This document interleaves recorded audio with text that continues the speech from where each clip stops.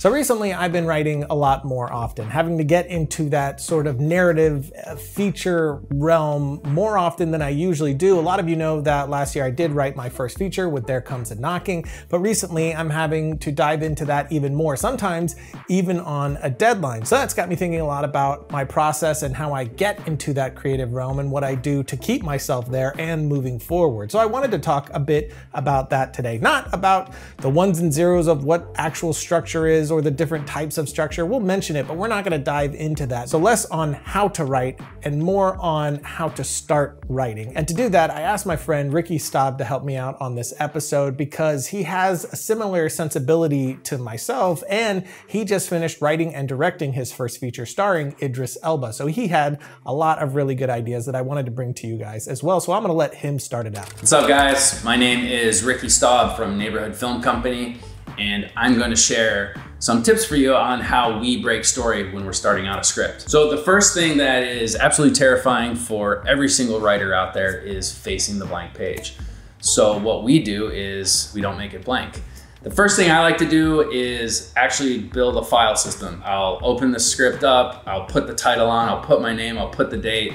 I just like to be able to see that I've started. You know, having little goals to make you feel like you're making progress makes the spirit feel good. So that's something that we do. We just set up the script, and we like to see that, you know, someday soon there'll be 100 pages after that first page, but it just feels good to get started. I really love that idea about just putting something on the title page, just getting something down on paper to feel like you've gotten started. I think that's such a great way in. And to be clear, at this point, what I'm talking about is breaking a story for a concept that already exists, which is what got me thinking about this episode to begin with. There's just this concept that people are interested in, and now I have to break this story. And for me, that means shower time. There's something about the shower that is really just such a perfect idea hub. I think it's the white noise of the water, the fact that you can't touch your phone, you can't look at social media, there are no distractions, it's just you and your thoughts. And the main thing that I'm cracking at this stage is, who is this about? Who is that person? What are they going through? What will change in them and how? For me, this is a massive guiding force in figuring out my beginning, middle, and end, since the character and the theme of the story is going to be what drives that inevitable ending. Those things are what will lead you to that moment when you say, of course, this is it. It has to be this, because it ties perfectly into your story, character, and theme. But I'm also just thinking about any and all ideas that revolve around this. Anything that pops into my head, a line of dialogue, a moment, a set piece, a trailer moment, an image that enforces theme, all of that, and then I will log it in using Evernote and voice recording on my phone. Whatever I have available at the time, I'm just chucking it into there, and I'll collect it into a space later. A lot of the time, I don't even really go back and look at that unless I'm stuck. It's just getting these ideas turning in your head, and the ones that you remember are the ones that stick and end up in the final document. And of course, research is a big thing to help me from getting stuck. So if I'm writing something in a courtroom, I'll go watch a bunch of courtroom videos. I'll read articles about that, and reading those real life things, real situations, will really give you a lot of ingredients to start cooking up some other ideas you wouldn't have had otherwise. But once you have all these ideas down, you know your beginning, middle, and end, then what? The next thing we do is we have some very practical resources that we rely on to start filling those pages. I think the biggest problem for a lot of writers is that they have these big, beautiful, grand ideas, but it's so hard to take them from your brain and actually put them onto the page. And so there are some really practical resources out there. I'm sure you know, you've heard of structure and outline and all these things, but what are the actual resources people are using? Well, I'm gonna show you what we actually use. So there's a book, you've probably heard me talk about it. I think it's amazing. I don't know this author, Blake Snyder, but this book is awesome, and it's so simple. And that's why I love it, actually, is it takes the really complicated ideas in my mind and helps me funnel them through this prism and say, okay, how do I take a complex idea and make it simple for a film? You know, there's a great analogy that I think someone told to me once. I don't think I made it up, but they're saying what makes films great is not their structure. You know, just like what makes a t-shirt great is not its structure. Every t-shirt has a hole for the head, 2 holes for the arms, and a hole to get your body in. But changing that structure, putting 2 holes for 2 heads that don't exist, does not make the t-shirt better. What makes the t-shirt great are those little intricacies that are delicate and specific to your voice, not the structure of the actual shirt. And so what I like to do is take the structure of the film off the plate. And what's really great about the book Save the Cat is it lays out very simple structures for all kinds of different movies. And if your movie is a, let's say it's a fish out of water story, it tells you all the tropes and things that are typically involved in those types of stories. And then you can apply your idea and put it into that format. Now, this might seem to a lot of you, even as I say, and I remember finding the book, is like, oh, it's gonna make my story so generic. But again, that is not what makes your story unique. What makes your story unique is your vision, your characters, your voice, the people you see in this world, the way that you paint that world, the way that it flows from beginning to end, the way that you uniquely craft them. That's what makes your story your story. Structure can be a dirty word for people, but the truth is every film has a beginning, middle, and end, and that is a structure. No matter what way you cut it, there is some form of structure to every film that you watch. We can get into structure in another episode and debate all about that, but like Ricky, I'm also a fan of structure, or mile markers as he called it in our podcast. Points that you know you want to hit, and knowing these points are a great guide, at least for me, when trying to walk through that beginning desert wasteland of the blank page. Save the Cat does something like a 3-act structure, I believe, and 15 major beats to hit. I read it around 2010 and forgot all about it, but the ideas from that book stuck in the back of my mind and were a springboard to my own process. For me, I'm usually thinking more in terms of 6 acts. Act 1A and B, 2A and B, 3A and B. And this is especially useful for me in the Act 2 desert. Like Ricky, I do split the second act up as well because I think it makes it pace better and it makes it a less daunting space to travel. Now this process might change. The way that I found my way through in the last few years has evolved overall and changed a bit depending on story too. But at this point, building out the structure, as far as tools go, I'm still in Evernote. Although Slugline 2 was just released, and full disclosure, I am friends with one of its creators, Stu Maschwitz, but this new version has a way of outlining that I really love, so I think I'll be moving off of Evernote and into Slugline 2 for that part of the process going forward, since you can create your acts and beats and easily move things around. It's pretty badass, so I'll put a link to that in the notes. But again, at this point, I'm building out my beats, where I think they should fall in the acts, and I'm still not touching the script yet since I don't like to actually start writing until I have all my major beats built out where I can see them, rearrange them, pitch those ideas to people and watch their reaction, and so on. Ricky does something similar here too, but his is more of a physical thing, not something like Evernote. We'll throw up tons of ideas literally onto a wall, onto note cards, and we'll ask ourselves, what are all the ideas that are in our heads? Because I like to empty my mind so that the ideas that are in my heads are now physically written down.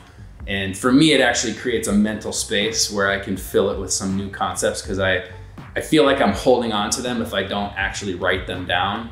And so we start by doing that. And then we literally take, with Save the Cat and some other structural devices that we've had, we actually work in a 4-act structure, so that essentially the second act of a 3-act structure is broken into 2 acts. But for me, what that helps alleviate is most scripts die in the middle, because if you think of a 3-act structure in 120 pages, that means the first 30 are the first act, the second act is 60, and the third act is another 30, but that doesn't actually make sense to me. So what we also do is, myself and my writing partner, Dan, we always try to keep our scripts under 100 pages if we can. And so if you break out 4 acts, that's 25 pages per act. It makes the script move a lot faster. But I'm gonna show you something actually. So we write down every single scene and beat of the movie as we can conceive it. This right here, if you can see this, that right there, that is literally every single scene of Concrete Cowboy. And as we go through writing, we have every single scene written down. And what also creates an enormous level of satisfaction is once you've written a scene, you get to highlight the section on the outline. I know this is like super dorky and nerdy, but it feels so good to get to the end and have all your scenes highlighted, because that means you've written all your scenes. So now I'm finally writing the script, right? Wrong. Again, this might not work for everyone, but my writing is rewriting, and I like to do that from the smallest stage up. So my idea dump turns into a rough act map showing the major points, which then drills down further into the major beats. And of course, at this point, I have the character, I know who they are, what they want, and what they need. So now with that built, my major beats turn into scenes, and I start a rough treatment, a very concise telling of the whole story from beginning to end with the intention of landing all of the ideas and tone of the main piece. So this ends up usually for me landing somewhere between 13 and 20 pages, but it encompasses the entire story. What's great about this is it lets me see if the story is working in a very simple way, and I can show trusted friends to get some feedback on these ideas. Of course, at this stage, you need to be extremely careful who you show. The boat is still on rough waters, and you're likely not fully confident in it yet, so the right feedback is key. But after that, I take that treatment and start turning it into the script. I copy over what I have, placing it under proper scene headings, and I start rewriting and filling things in. For me, this keeps me from ever feeling overwhelmed at that beginning point, from ever feeling discouraged by that blank page because I've already filled it in before I even started. It's a psychological trick that I do to myself, but it seems to be working really well. So by the time I start actually writing the film, I've already done a ton of work, and the writing gets to be a fun playground of ideas and construction. But it all starts with filling those beats or mile markers. I think having those little goals, those super small mile markers, pays huge dividends, because eventually, you know, if you've done this every day for weeks and weeks on end, you'll see that you've taken this big idea that's been sitting in your head for so long, and you've made practical steps of progress to put it on the page.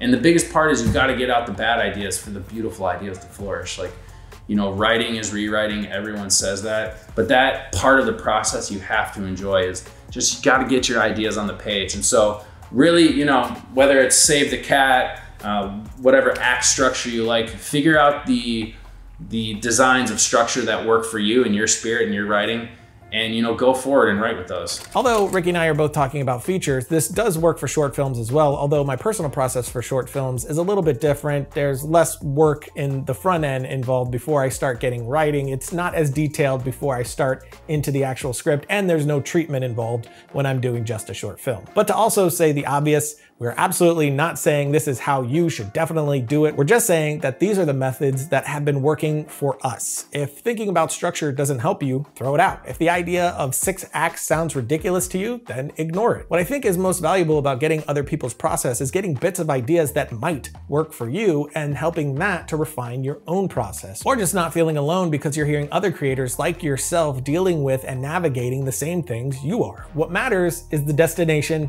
not how you get there. That is completely up to what works best for you. Find the process that helps you get writing and helps you continue writing. And this episode wasn't about detail on structure or the story ideas. Like I said before, we may do that in another episode. For this, I really just wanted to focus on the process of getting into the process. Because again, it's what I've currently been going through professionally. In the last 2 years, I've had to build out this process for myself very quickly. And so far, this is what's really helped me continue down that path and get the work done. So hopefully you found it interesting or it's useful for you. And if you want to know more about process, our podcast is back. Like I've been telling you guys, the last 2 episodes we put up are really great and talk a lot about process, especially when it comes to writing. So definitely check the link in the notes for that as well. And of course, the contest is over, but we're going to start going through everything and of course announce the winners next week and announce one more contest. So if you weren't able to get involved with this one, you have another chance, and we'll be announcing that next week as well. So until then, don't forget to write, shoot, edit, repeat.